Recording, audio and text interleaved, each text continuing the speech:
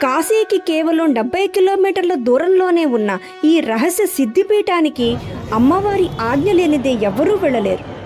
ఇక్కడి కొండపై వెలిసిన 3 విగ్రహాలు కూడా స్వయంభూవులే. మొదటిది వింధ్యవాసిని దేవి ఆలయం, అంటే మహాలక్ష్మి ఆలయం అన్నమాట. ఇక్కడి నుండి త్రికోణ యాత్ర మొదలవుతుంది. ఈ యాత్ర చేస్తే ఎలాంటి శత్రుభయాలైనా గ్రహదోషాలైనా తొలగిపోతాయని నమ్మకం. రెండవది ఒక వింతైన గుహలో వెలసిన కాళీ కోహ్ ఆలయం.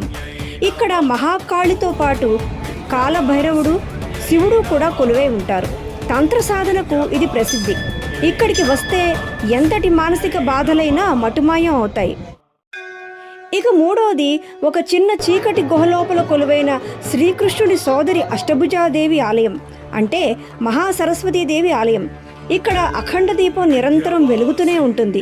ఈ 3 శక్తులను దర్శిస్తే జీవితంలో ప్రతి పనిలోనూ సిద్ధి లభిస్తుందని నమ్మకం. అందుకే దీనిని సిద్ధిపీఠం అంటారు. ఈ సిద్ధిపీఠాన్ని దర్శిస్తే చాలు, అంతా శుభమే. మరి మీకు అమ్మవారి పిలుపు వచ్చిందా? కామెంట్ చేయండి. జై మాతాది.